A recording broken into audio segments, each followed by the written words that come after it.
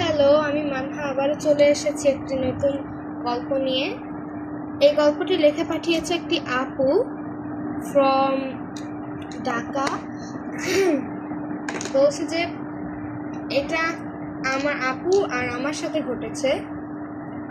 আমি, আমার আপু, আম্মু আর আমার আপু একসাথে থাকি। তো তখন আমার আমার আমার আব্বু তখন হলো একটা সরকারি চাকরি করতো। আমার আম্মু তখন একটি টিচার ছিল। আমার আপু পড়াশোনায় খুবই মেধাবী ছিল। তো আমি আমিও অনেক মেধাবী ছিলাম তখন পড়াশোনায়। সো একদিন আমি আর আমার আপু ঘুমিয়েছি। রাত তখন 12টা বাজে। আমরা যেহেতু ঢাকায় আমরা হলো গিয়ে তো 12টার দিকেই ঘুমাই, তার আগে বা পরে ঘুমাই না, এরকমই আমাদের আর কি রুটিন। তো তখন আমরা ঘুমাইছিলাম। আমার কেন জানি ঘুম আসছিল না। আমার আপু ঘুমিয়ে নাক ডাকতেছে আর আমি ঘুমাইতেই পারছিলাম। তো তখন আমি হলো গিয়ে অনেক ট্রাই করছিলাম যে ঘুমানোর, কিন্তু কিছুতেই আমার ঘুম আসছিল না। তারপরে আমি ভাবলাম আমার তো কখনো এরকম হয় না, আমি তো সবসময় তাড়াতাড়ি ঘুমাই যাই। তো তখন আমি একটু উঠে বসলাম। আমাদের বেডের পাশে একটা হলো কি জানালা ছিল। তো আমি ওই জানালাটা দিয়ে বাইরে তাকায় দেখি একজন পারচারি করছে। আমি বুঝলাম না। তো আমি ভাবলাম মনে হয় কোনো রকমের চোর এসেছে।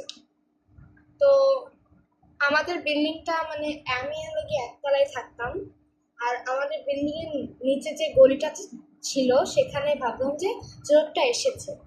তো আমি হলো গিয়ে দেখতে গেলাম যে কে এসে। তো তারপরে যে দেখি কেউ নেই। আমি কিন্তু কাউকে বলে যাইনি যে আমি বাইরে যাচ্ছি। তো আমি কাউকে না দেখে কিছুটা ভয় পেয়ে গেলাম আর তাড়াতাড়ি রুমে আসার চেষ্টা করলাম। কিন্তু চেষ্টা করলাম কেন বলছি জানেন? কারণ আমার চেষ্টাটা যে বৃথা হলো। আমি যে আসতেই পারতেছি না, দৌড়ানোর চেষ্টা করছি, পাই নড়ে না।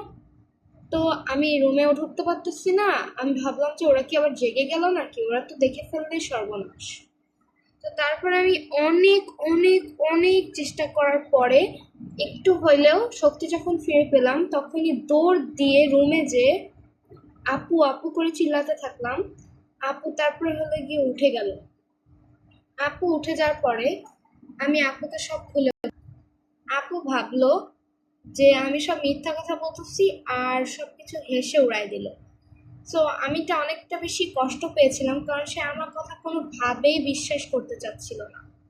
সো যাই হোক, তাকে বিশ্বাস না করিয়ে আমি তাড়াতাড়ি বেড়ে যেয়ে ঘুমায় গেলাম। তো তারপর আমি দেখতে চেলাম যে হলে কি আসলে এগুলো কি হচ্ছে।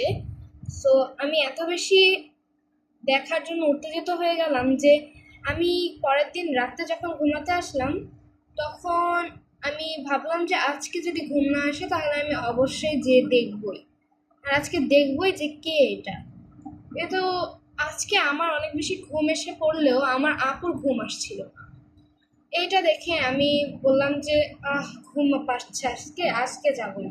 তো এই বলে চোখ লাগতে না লাগতেই ঘুম চলে আসলো, আমি ঘুমিয়ে গেলাম। কিন্তু আমার আপুর ঘুমিয়ে আসছে না। আমার আপু হলো গিয়ে একটু যে পড়তে বসে, ভাবলো যে পড়লে হলে কি ঘুম আসে, যেহেতু একটু পড়ে দেখি ঘুম চলে আসে। আপুর টেবিলে একটা লাইট ছিল, সেই লাইটটা জ্বালায় পড়তে লাগলো। আপু পড়াটা পড়তে পড়তে তার একটুখানি ঘুম চলে আসে। তো সে হলে গিয়ে বললো যে যাক, আমার ঘুম চলে এসেছে, আমি যাই এখন ঘুমাতে। কিন্তু সে যখন ওঠার সময় দেয়ালের দিকে তাকাইলো, সে দেখতে পারলো কিছু একটা লেখা, তাও আবার লাল। তো তখন সে যখন একটু কাছে গেল, সে দেখলো যে তাজা রক্ত দিয়ে লেখা। যে এত বেশি স্পষ্ট ছিল না, কিন্তু যতটুকু বুঝতে পেরেছে ততটুকুই বলেছিল, তুমি মরবা, এই বাসা ছেড়ে চলে যাও। এই দেখে আমার আপু একটা চিৎকার মেরে অজ্ঞান হয়ে পড়ে গেল। আপুর চিৎকারে আমার ঘুম ভেঙে গেল, এবং কি পাশের রুম থেকে আমার আব্বু আম্মু দৌড়ায় আসলো। তারপর আমরা সবাই পানি ছিটায় মিটায় সারা রাত না ঘুমায় ওর পিছনে ছিলাম। ও ও তারপরে সকালবেলা জ্ঞান ফিরলো। তারপরে আমরা হলো গিয়ে বললাম, ওকে জিজ্ঞেস করলাম কি হয়েছে। তারপরে ও যা বললো তা আমাদের বিশ্বাস হলো। তো আমরা ওগুলো শুনে হলো গিয়ে একটি হুজুর ডাকার সিদ্ধান্ত নিলাম। কিন্তু আমি যে ভেবেছিলাম যে আমি দেখব, তা কি দেখা আদৌ সম্ভব হবে যদি একটু হুজুর ডাকা হয়? সো ওই ভয়ে আমি বললাম না না না, কিছু ঠিক হয়ে যাবে, তো এইটুকুতে আবার হুজুর ডাকা লাগে না। কিন্তু আমার আব্বু আম্মু তো নাছোড়বান্দা, তারা হুজুর ডেকেই ছাড়বে, তাছাড়া তাদের শান্তি হবে না। সো সেদিন আমি তাদেরকে আর আটকাতে পারলাম না, তারা হলো গিয়ে হুজুর ডেকে আনলো। হুজুর ঢুকতে না ঢুকতেই বললো যে আপনাদের ঘরে একটা বদজিন, আজকে যদি আমাকে না ডাকতেন তাহলে এই বদজিনটা আপনাদের কালকের ভিতরে কোনো একটা ক্ষতি করে ফেলতো। তো ওই শুনে তা আমি বললাম তাহলে তো ভালোই হয়েছে, আজকে যদি আমি আমার আম্মুকে আটকাতাম তাহলে আমাদের বড় একটা ক্ষতি হয়ে যেতে পারতো। আমাকে এই তখন হুজুরটা আমার দিকে ত্যাগ করে বলল, তোমাকে বদজিনটা ভর করেছিল যাতে তুমি হুজুর আনতে না করো। তারপরে আমি বুঝলাম যে সে আমাকে ভর করার কারণেই আমি এইসব বলেছি, আসলে আমি বলতে চাইছিলাম। তারপর সে আমাদের প্রতিদিন সন্ধ্যাবেলা পড়া পানি ছিটাতে বলল। আর তারপরে আমরা প্রতিদিন সন্ধ্যাবেলা পড়া পানি ছিটাইলাম। আর সে আমাদের একটা তাবিজও দিয়ে গিয়েছিল, যে তাবিজটা হলো গিয়ে আমাদের